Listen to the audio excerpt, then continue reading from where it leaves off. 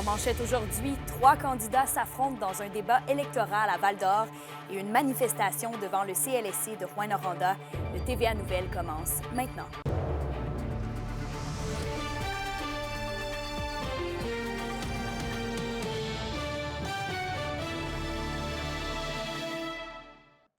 Madame Goulmasti, vous avez un chef qui ne connaît pas le Québec, ni l'Abitibi-Béjame-Nevikiiou. Que pensez-vous de Marc Carney, qui n'aura aucun intérêt des valeurs de notre région et de notre environnement? Aussi, j'ai vécu une expérience de ne même pas être contactée par Mme Bérubé quand j'étais grand chef. Il y avait une fois où j'ai eu 3 communautés qui ont été évacuées en même temps. On avait besoin beaucoup de support. Bonjour tout le monde. Vous venez d'entendre des extraits du débat électoral qui s'est déroulé hier soir du côté de Val-d'Or. Et une centaine de personnes se sont déplacées pour entendre 3 des 4 candidats qui briguent la circonscription d'Abitibi-Béjame-Nunavik-Iyou. La bloquiste Sylvie Bérubé et la libérale Mandy Gould-Masti se sont envoyés quelques flèches. Sylvie Bérubé attaquait surtout Mme Gould-Masti sur des enjeux concernant son chef Marc Carney, comme vous avez pu l'entendre plus tôt, et le Parti libéral, notamment sur l'histoire entourant les évasions fiscales de M. Carney quand il était dans le secteur privé. Mandy Gould-Masti, de son côté, a reproché à Mme Bérubé de ne pas avoir été suffisamment présente sur l'ensemble du territoire lorsqu'elle était élue. Et après quelques modules de questions, il y avait des face-à-face entre les candidats et les 2 opposants se sont adressés exclusivement l'une à l'autre pendant ces périodes, laissant donc Steve Corriveau du Parti conservateur à côté des échanges. Voici ce que M. Corriveau pense de la situation. Mais en même temps, je suis 3e dans les sondages, donc je n'étais pas vraiment une cible pour ceux qui sont en haut. Mais il faut toujours se méfier de ceux qui partent plus lentement dans la course, parce que des fois, à trop vouloir prendre une victoire pour acquise, on se fait surprendre. Donc, c'est pas fini, il reste 2 semaines. Et puis, moi, j'ai donné les opinions que j'avais, et puis certaines personnes ont aimé, certaines personnes n'ont pas aimé. C'est ça qui fait partie d'une soirée comme ça. Et les citoyens ont pu, eux aussi, poser des questions aux candidats. Donc, ça a permis aux élus de donner des réponses davantage terre à terre sur des questions touchant directement la population de la circonscription. Donc, par exemple, Marie Zouellette de Fierté Val-d'Or a posé des questions sur les enjeux LGBTQIA2+, ce qui a donné lieu à beaucoup de réactions dans la salle en raison du candidat conservateur qui a défendu ses positions un petit peu plus traditionnelles. Et Hélène Paradis, directrice intermédiaire de l'aéroport de Val-d'Or, a questionné les candidats au sujet de la desserte aérienne sur le territoire. Je vous laisse entendre leurs réponses. L'aéroport de Val-d'Or, il dessert le nord du Québec. Je parlais aussi de l'aéroport de Coudjoua, qui est très petit, qui veut un agrandissement. Le dossier est en cours aussi pour cet agrandissement-là. Je pense que c'est de travailler de pair avec les élus aussi et les partenaires de la région qu'on va pouvoir desservir davantage avec ces dessertes-là. On pourrait emmener plus d'investissements à l'aéroport.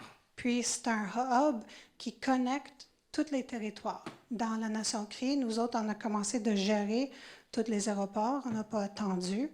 On a fait plusieurs investissements. Puis, je crois qu'il y a besoin de plus d'accès que juste Coudjouac. Il y a d'autres villages grands dans le Nunavik. Au domaine de la desserte aérienne, c'est bien plate, là, mais ça, c'est du domaine privé. C'est d'entreprises privées. C'est Air Canada, c'est Porter, c'est WestJet, c'est l'autre compagnie là, des maritimes, là, PAL Airlines, qui vient et qui ne vient plus.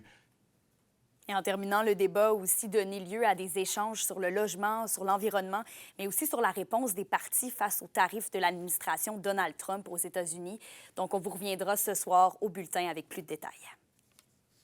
La question du jour TVA, une présentation de Mobilier Bélan qui vous offre depuis plus de 50 ans un service de qualité et un grand choix de matelas mobilier électro au prix compétitif que vous recherchez. À la question du jour, on vous demande, est-ce que les débats vous aident à faire votre choix pour les élections? Pour voter et commenter, rendez-vous au tvaabitibi.ca.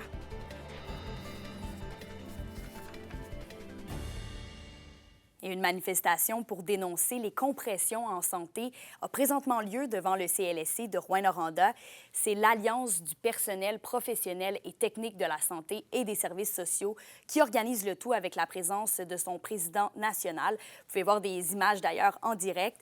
Elle vise à dénoncer les compressions budgétaires et les abolitions de postes dans la région.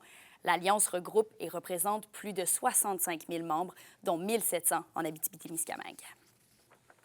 Et la Maison des jeunes de Rouyn-Noranda a récemment fêté ses 40 ans et en plein air de renouveau, le regroupement des 7 maisons des jeunes de la ville MRC met le paquet et s'apprête à envoyer un groupe de 25 jeunes en voyage organisé à Toronto. Alexandre Cabana a préparé ce qui suit. C'est plus de 20 jeunes par soir qui se pointent à la soupape, cette maison des jeunes au cœur de Rouyn-Noranda. Un lieu où tous sont appelés à être soi-même. Même l'organisme s'est offert un vent de renouveau dans la dernière année. On a décidé de renaître un peu et de revoir un peu notre visuel, de revoir nos slogans, de revoir un peu notre image de marque. On a travaillé très fort à revoir comment on fait la visibilité des maisons des jeunes à Rouyn-Noranda, comment on les met sur la map, nos beaux adolescents. On veut être une voix, puis on veut pouvoir créer des événements, pouvoir faire des choses pour les jeunes. Un projet comme le voyage à Toronto. Voilà plusieurs années que la Maison des jeunes n'avait pas fait de projet de cette ampleur. L'excitation était palpable tant chez les jeunes que chez les intervenantes. Nos jeunes, ils voient à quel point ça prend du travail dur, ils l'ont mérité. On a fait des activités de financement de toutes sortes durant toute l'année. Pour la plupart de nos jeunes, c'est leurs premières expériences sur le terrain, sur le marché du travail. Il y a eu beaucoup d'apprentissage à faire avec eux. Pour les guider. Ils ont travaillé super fort. On est tellement fiers d'eux. On part 4 jours à Toronto, aller-retour en autobus en gang. On s'en va à Canada Wonderland faire les manèges, les glissades d'eau, tout le kit. On s'en va à Niagara Falls faire la tournée du bateau avec les ponchos puis les rigolades qui viennent avec. J'ai essayé de me mettre disponible pour aller à toutes les activités pour gagner de l'argent. Ça va être spécial, ça va être un peu nouveau. Puis ça va être full le fun. L'engouement pour la Maison des jeunes est bien réel à Rouyn-Noranda. En 2024, c'est une augmentation de plus de 800 jeunes sur 4 mois. On a eu vraiment une augmentation de la participation des jeunes, même que j'étais quasiment low staff, là. C'est plate à dire, mais c'est quand même ça. Il y a des journées, j'étais comme « Oh, OK! » Fait que c'est super important d'être leur voix, mais leurs oreilles, puis de leur permettre aussi de les pousser pour qu'ils agissent d'une certaine façon dans notre communauté, parce que c'est notre relève de demain. Alexandre Cabana, RNC Nouvelles, à Rouyn-Noranda. Avec les températures chaudes qui s'en viennent, on n'est malheureusement pas à l'abri des feux de forêt. On fait donc le point avec la SOPFEU, puisque certaines régions sont déjà sous surveillance. Un reportage d'Alexis Dumont. Il y a 2 ans, à la fin du mois d'avril 2023, une hausse des incendies de forêt est observée par la SOPFEU pour la période du printemps.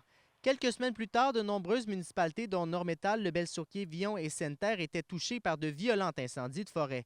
2 ans plus tard, la SOPFEU amorce déjà sa préparation en vue de la saison estivale 2025. Nous sommes présentement dans le début de la saison des incendies de forêt. Dans le sud du Québec, donc Outaouais, Laurentides, le sud de Montréal, le danger d'incendie est déjà calculé quotidiennement. Donc des endroits où reste plus de neige dans les endroits ouverts. C'est pas le cas dans le nord du Québec encore, mais comme les semaines avancent, on s'en va de plus en plus vers le beau temps, le temps plus doux, et cela apporte un risque d'incendie. Certaines régions du sud de la province sont déjà sous surveillance, mais rien à signaler pour l'Abitibi-Témiscamingue et le nord du Québec. La SOPFEU assure cependant déjà présenté des outils afin de préparer les citoyens et les municipalités pour cet été. Il y a certaines municipalités qui sont présentement accompagnées par la SOPFEU. La SOPFEU travaille avec certaines régions pour évaluer le risque, faire un plan, une étude de vulnérabilité, si on veut, autour d'une telle communauté. Et ensuite, la municipalité ou la communauté procède à soit mettre ces recommandations-là en action ou non. Pour les maires et mairesses de Lebel-sur-Quivillon et Sainte-Terre, les préparatifs sont déjà entamés. À Sainte-Terre, des tranchées coupe-feu avaient déjà été érigées et réhabilitées dans le but de bien protéger la municipalité.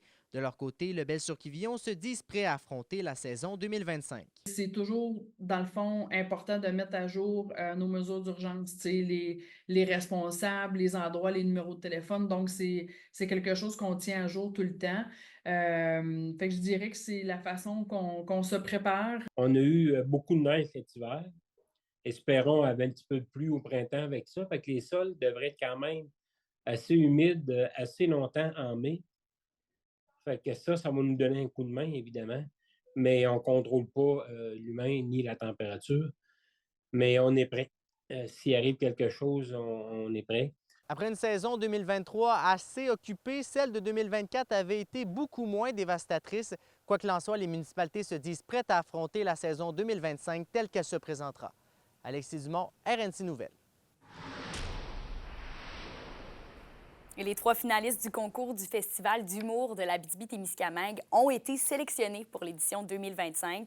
La demi-finale du concours du FHAT avait lieu lundi au bar Le Jockey à Montréal. Donc, voici les 3 humoristes émergents que vous pourriez voir sur le site de la Cité de l'Art le 4 juillet prochain pour la grande finale. C'est Thomas Bédard, Yasmina Léveillé et Véronique Isabelle Filion qui essaieront de conquérir le public pour remporter le concours. Et la domination des Huskies se poursuit à Halifax avec un score final de 4-1. La Meurthe n'a fait qu'une bouchée des Mooseheads dans le match numéro 3 de la série. Bien que plus serré que les 2 précédents affrontements, les gros canons des Huskies ont fait leur œuvre.